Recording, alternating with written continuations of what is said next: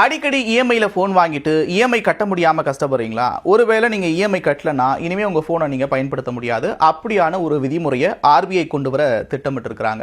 ஒட்டுமொத்தமா இந்தியால 116 கோடி செல்போன்கள் செயல்பாட்டில் இருக்கிறதா தொலைத்தொடர்பு நிறுவனம் சொல்றாங்க.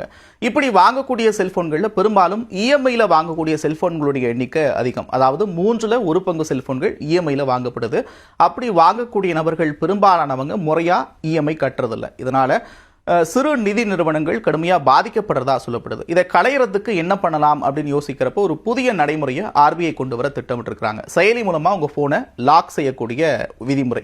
இது கடந்த ஆண்டு வரைக்கும் நிறுத்தி வச்சிருந்தாங்க. இப்போ அதை நடைமுறைப்படுத்துவதற்கான நடவடிக்கைகள் தொடங்கியிருக்கிறதா சொல்லப்படுது. அதாவது இஎம்ஐல நீங்க போன் வாங்குறப்ப உங்க போன்ல டிஃபால்ட்டா ஒரு ஆப்பை இன்ஸ்டால் பண்ணி கொடுப்பாங்க. ஒருவேளை நீங்க இஎம்ஐ கட்டல அப்படின்னா உங்களுடைய போன் நிதி நிறுவனத்தினால லாக் செய்யப்படும். உங்களுடைய தனிப்பட்ட உரிமைக்கு எந்த பாதிப்பும் ஏற்படாது. உங்களுடைய போட்டோஸ் இல்ல மற்ற விஷயம்